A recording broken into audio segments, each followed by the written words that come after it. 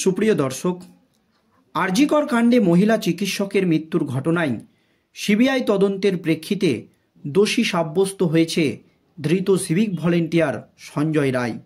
সঞ্জয় রায়ের সাজাও ঘোষণা করে দিয়েছেন শিয়ালদহের নিম্ন আদালতের বিচারপতি অনির্বাণ দাস। আমৃত্যু কারাদণ্ড সঞ্জয়ের। এই আবহে খাড়া ঝুলছে আরজিকরের প্রাক্তন অধ্যক্ষ সন্দীপ ঘোষের ঘাড়ে। সঞ্জয়ের পরই এবার সাজা পেতে চলেছে আরজিকরের প্রাক্তন অধ্যক্ষ সন্দীপ ঘোষ। যদিও প্রথমে আরজিকরে আর্থিক দুর্নীতির কারণে গ্রেপ্তার হয়েছিল আরজিকরের প্রাক্তন অধ্যক্ষ সন্দীপ ঘোষ, তারপরে মহিলা চিকিৎসকের মৃত্যুর ঘটনার তথ্য প্রমাণ লোপাটের কারণে গ্রেপ্তার হয়েছিল আরজিকরের প্রাক্তন অধ্যক্ষ সন্দীপ ঘোষ এবং টালা থানার ওসি অভিজিৎ মণ্ডল।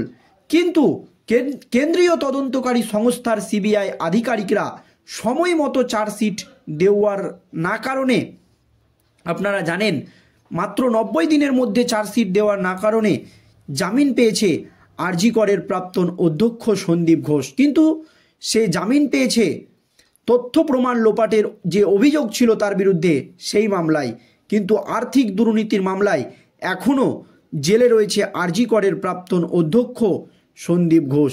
আর এই নিয়েই এবার চরম পদক্ষেপ কলকাতা হাইকোর্টের বিচারপতি জাস্টিস ঘোষের। কোনো কথাই শুনলেন না কলকাতা হাইকোর্টের বিচারপতি সন্দীপ ঘোষের আইনজীবীর। ঠিক কী হয়েছে আজ কলকাতা হাইকোর্টে দেখুন দর্শক। আরজিকর ধর্ষণ খুনকাণ্ডে এবং আর্থিক দুর্নীতির দুই মামলাতেই সিবিআইয়ের হাতে গ্রেপ্তার হয়েছে হাসপাতালের প্রাক্তন অধ্যক্ষ সন্দীপ ঘোষ। এর মধ্যে ধর্ষণ খুনের মামলায় ইতিমধ্যেই জামিন পেলেও আর্থিক দুর্নীতির মামলা থেকে অব্যাহতি মেলেনি আরজিকরের প্রাক্তন অধ্যক্ষ সন্দীপ ঘোষের। সম্প্রতি তার বিরুদ্ধে চার্জ ফ্রেমের অনুমোদন মিলে গিয়েছে। তার আগেই কলকাতা হাইকোর্টের দ্বারস্থ হয়েছিলেন সন্দীপ, কিন্তু তাতেও কোনো সুরাহা হলো না আরজিকরের প্রাক্তন অধ্যক্ষ সন্দীপ ঘোষের। বড় পর্যবেক্ষণ কলকাতা হাইকোর্টের বিচারপতি জাস্টিস ঘোষের। আরজিকর আর্থিক দুর্নীতি মামলায় গত নভেম্বর মাসে চার্জশিট জমা দিয়েছিল কেন্দ্রীয় তদন্তকারী সংস্থার সিবিআই আধিকারিকরা। তবে সন্দীপ যেহেতু রাজ্য সরকারি কর্মী, সেই কারণে রাজ্যের অনুমোদন প্রয়োজন ছিল। এতদিন অবধি সেই অনুমোদন না মেলায় চার্জ গঠন প্রক্রিয়া আটকে ছিল। তবে সম্প্রতি সেই অনুমোদন পাওয়া গিয়েছে।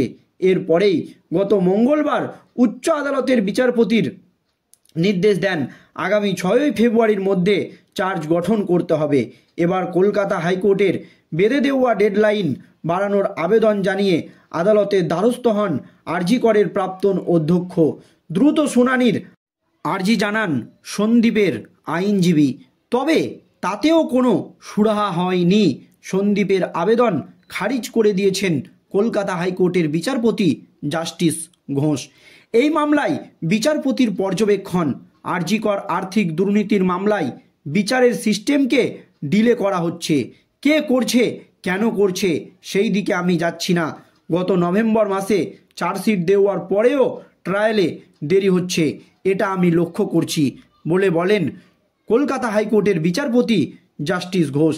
এরপরই সন্দীপের আইনজীবী এদিন আদালতে বলেন, আমরা সিবিআইয়ের তরফে আগেও কোনো নথি পাইনি। বিশেষ আদালতের নির্দেশের পর এখন আমাদের সেই নথি দেওয়া হচ্ছে। 3 দিনের মধ্যে প্রায় 1000 পাতার নথি কিভাবে আমরা দেখব? এই কথাই কলকাতা হাইকোর্টের বিচারপতি জাস্টিস ঘোষকে জানান সন্দীপ ঘোষের আইনজীবীরা।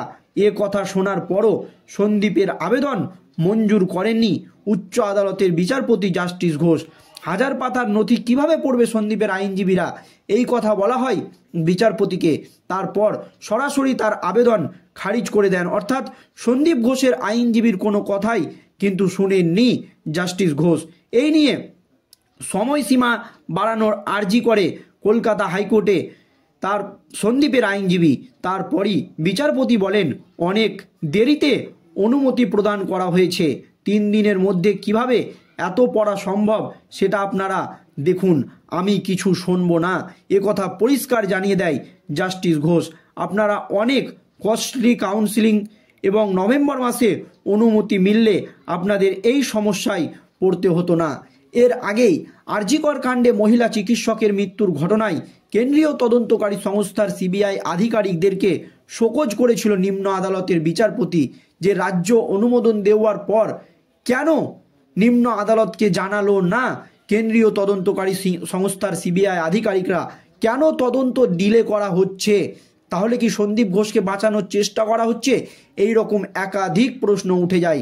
তখন আর.জি. করে সন্দীপের আইনজীবী আবার এই মামলা পেছানোর জন্য আবেদন করেন, কিন্তু হাইকোর্টের বিচারপতি জাস্টিস ঘোষ পরিষ্কার বলে দেন, কোনো কথা আমরা শুনবো না, যত দ্রুত সম্ভব তদন্ত প্রক্রিয়া শুরু করতে হবে। তাহলে এবার সঞ্জয়ের পর কিন্তু সন্দীপ ঘোষ সাজা পেতে চলেছে দর্শক। আর এই আবহে আর.জি. কর ধর্ষণ ও খুন কাণ্ডে আপনারা জানেন আর্থিক দুর্নীতির 2 মামলাতেই সিবিআই কিন্তু গ্রেপ্তার করেছিল আর.জি. করের প্রাক্তন অধ্যক্ষ সন্দীপ ঘোষকে। যদিও তিনি খুন ও ধর্ষণ অর্থাৎ তথ্য প্রমাণ লোপাটের মামলায় জামিন পেয়েছেন, কিন্তু আর.জি. করে যে ভরি ভরি দুর্নীতি হয়েছে, আর্থিক দুর্নীতির মামলা থেকে তিনি অব্যাহতি পায়নি। সম্প্রতি তার বিরুদ্ধেই চার্জ ফ্রেমের অনুমোদন কিন্তু ইতিমধ্যেই মিলে গিয়েছে। তার আগেই দ্রুত কলকাতা হাইকোর্টের দ্বারস্থ হয়েছিল আর.জি. করের প্রাক্তন অধ্যক্ষ সন্দীপ ঘোষ, কিন্তু তাতেও কোনো সুরাহা হলো না সন্দীপ ঘোষের। এক কথায় সন্দীপ ঘোষের কিন্তু এবার সাজা শুধু সময়ের অপেক্ষা। আর.জি. কর আর্থিক দুর্নীতির মামলায় গত নভেম্বর মাসে চার্জশিট জমা দিয়েছে সিবিআই। তবে সন্দীপ যেহেতু রাজ্য সরকারি কর্মচারী, সেই কারণে রাজ্যের অনুমোদন প্রয়োজন ছিল। এতদিন অবধি সেই অনুমোদন না মেলায় চার্জ গঠন প্রক্রিয়া আটকে ছিল। তবে সম্প্রতি সেই অনুমোদন পাওয়া গিয়েছে।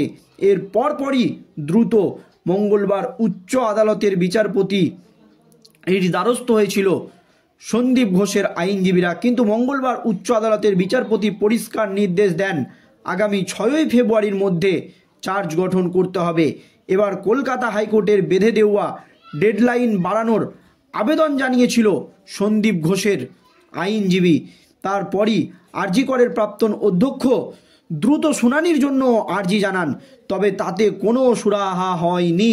সন্দীপ ঘোষের সমস্ত আবেদন সরাসরি খারিজ করে দিয়েছেন কলকাতা হাইকোর্টের বিচারপতি জাস্টিস ঘোষ।